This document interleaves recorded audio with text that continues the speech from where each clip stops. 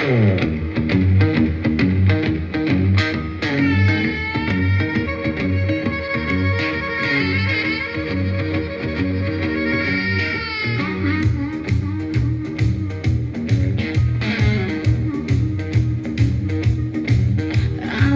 up real needy in my cozy trailer bed. Down below was throbbing juices soaking the spread. That warm egg was calling for me nice and deep. Text my good neighbor, come and eat my pea. I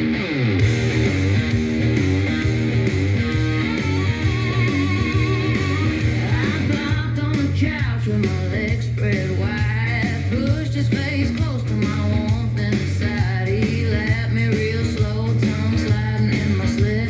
Slurping on my honey nose, nuzzling my clit. I rocked on his mouth, letting a little side slip out. Circling my button, yeah, that's what it's all about. I'm juicy, dripping like a peach. Trailer park kitty, getting plenty tongue reach. Slurp, slurp, score, I'm horny as can be. Trailers getting lit, come join the party. Oh, yeah, it's a party. 96.1 Styling. It's All That Monday with Brandon and Ariel. And, yeah, you just gotta love this weird music. I think it's fun. Yeah. Brandon's like, oh, God, what's he gonna play next? It might happen in the bedroom next. I was really hoping there wasn't a song like Strap-On Dildo style. Like, Oh, I've got some of those. I'm just sitting here going. He was doing that one next. He just called it out. I'm just sitting here like, look, she fucks me up enough as it already is, and a little gag joke she pulled on me. Yeah. About Ariel a year and a definitely half has seen ago. Californication fucking and punching. So, She pulled a gag joke on me about a year and a half ago, and I don't think I've really ever said this in the land of the public at all. I still own it because it's epic. She said, I want to spice things up in the bedroom a little bit when I come home, because she was on base, and I said, cool. She said, I sent you a care package. It'll be there. I get this care package, and I'm like, God damn, this son of a bitch is heavy. Like, what the fuck's in here? Some chains, some whips, butt plugs, shit like that. No. She said, I wanted a large dildo for you to help, use on me. Like, not me, me to use on her. That was about the size, like, I ordered a large because you're kind of large. Well, I opened this box and only to realize that I'm not large at all. This dildo that she ordered by mistake is said in quotations, is about 13 and a half inches long. Gigantic fucking balls. It's crystal clear, too. It's crystal clear. oh, With it's the one of the suction acrylic cup- ones. With a suction cup on the bottom of it. And I said, babe, I'm just going to set this over here to the side. She ordered a different one, for that purpose. But she's sitting in the bed with me one night, and she's playing with this giant dick. Just playing with it over there. Like, look at this thing. And it's the one where you could sit it on the bed, and it damn near gets hit by the ceiling fan. This thing is just hideous.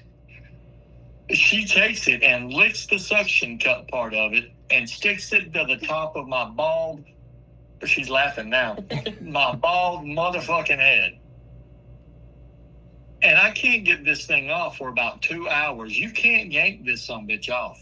Wow. I'm headbanging with a giant 13-inch dick, and it's slapping me in my chin from the top of my head, and it will not come off. And it's pulling it. I can move it across my bald spot, but I cannot get it off. Oh, wow. And then I have a hickey the size of a softball on top of my bald head for about a week, where she permanently placed this giant dick. And now it sits on my nightstand as a trophy. Gives dickhead a whole new meaning. Yeah. Brandon figure out what it would be to be a human unicorn. Yes. Really, if she would have said, just do me with it, that might have been an interesting nightly session at that point. With the waterworks running down my head, like there's all kind of cool shit that could have happened. I don't know how you would have implemented that being stuck to the top of my head, but my old manager at my job told me something. There was a sex toy one time that blew my mind. It is a dildo that straps to your chin. And so you could eat your lady out while you move your head back. Like, that is the stupidest shit. I would just hold it in my hand and do it. I don't want this contraption strapped to my face like I'm Hannibal. They have gag ball ones too. That sounds hideous. You stay off Google, woman. We're gonna have to take her to AVN. Yes. Yeah.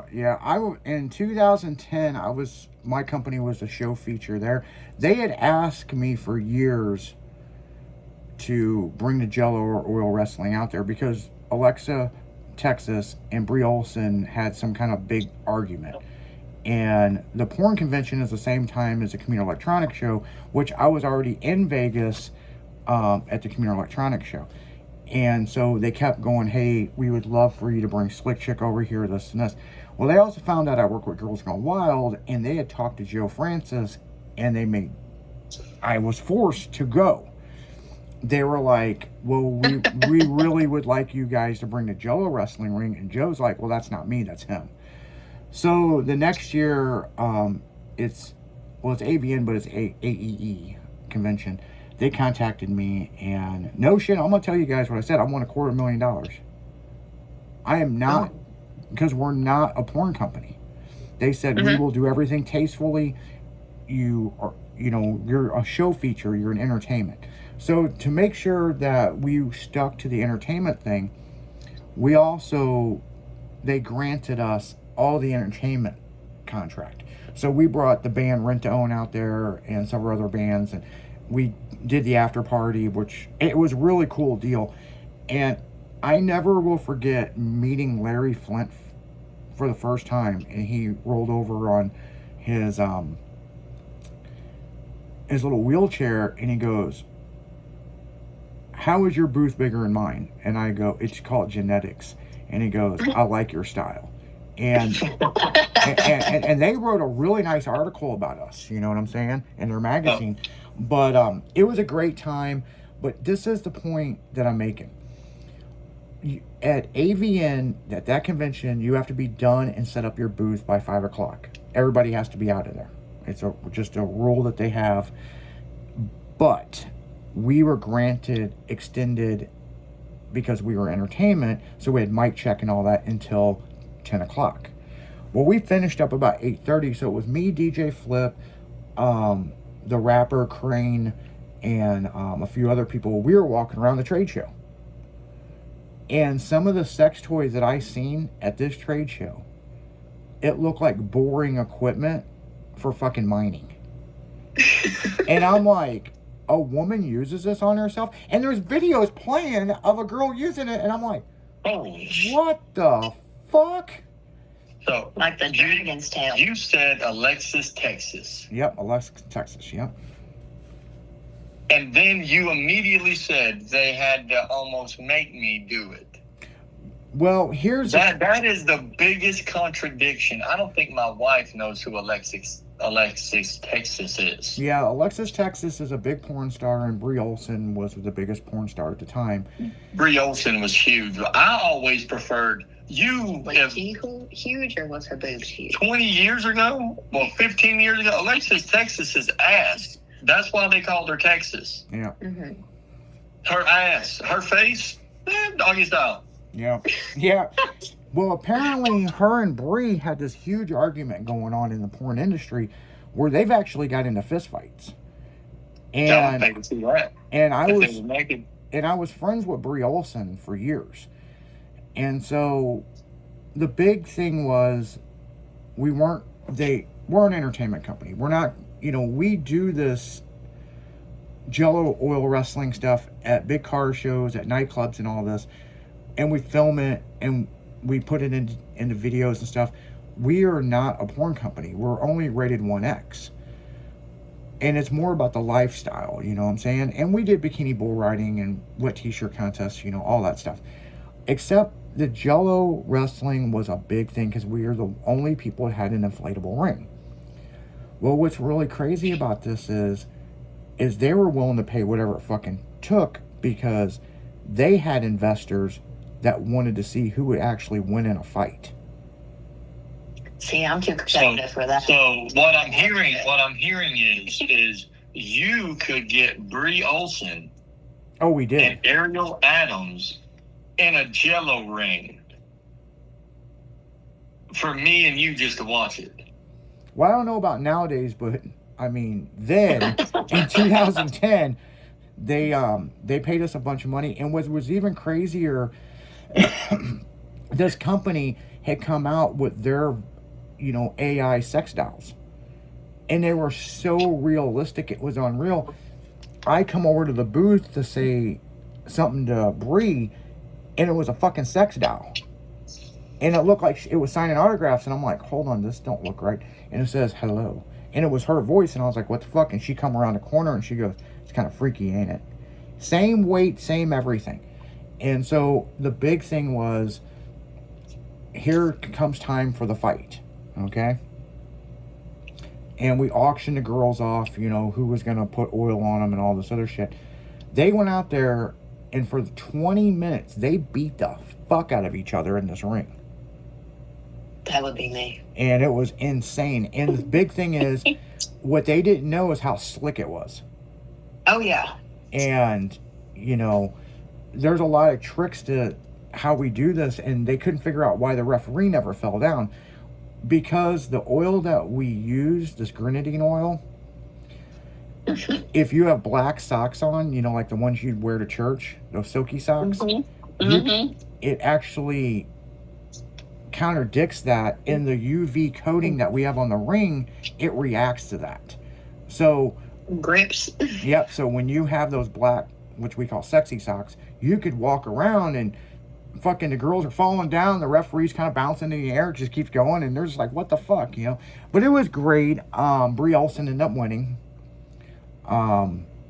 We thought we were gonna have to count it down to who the fan favorite was, but Alexis Texas clearly in the third round, she was like, couldn't breathe. She was like, she is beating the fuck out of me. And I'm like, well, it's a fight, and that's what this is, So, what do you think was going to happen when you said you wanted to do this? And it was a cool thing, and I really enjoyed it. But the sex toys and the stuff at the convention, since we got to walk through privately for hours, I was just blown the fuck away by the technology of a sex toy. You know what I'm saying? And you said that was in 2010? That was in 2010. And women today wonder why a man, honey, listen, why a man can't fully satisfy y'all women folk. This was 16 years ago. That's what I was going to say. 16 years ago. Now? Technology went so crazy. It was Well, now unreal. they have Bluetooth and they have cellular. Well, they have a VR headset that you put on, and you put this thing on your pecker, and whatever the hell you're watching is happening to your pecker. yeah, I know, exactly. They have that, because I was at AVN I mean- this year. I walked through there, and they've got this clip that goes inside a woman, and then the top of it is on the clit, right? And we were talking about the Bluetooth thing. They've got this where it's subscription based around the world, and you could turn it on and turn it off when you want. You know what I'm saying? And they've got cock rings the same way. And I was like, man, I told my girl, I was like, you better hope I never fucking get one of these. That's the last fucking thing that I need. I'll Yeah. be outside fucking with some shit. Be and cutting the she'd grass turn on and my damn jack-off machine, and she'd be stroking my wiener while she's somewhere. No, I come out and flash you while I did it. No, I mean, like, you'd be at work, bored as hell, and you'd launch an app on your phone and go, I'm going to jack my husband off real quick. I hope he ain't doing nothing important. Yeah. Oh, yeah. Yeah. Just to get let you one. know, I'm thinking about you.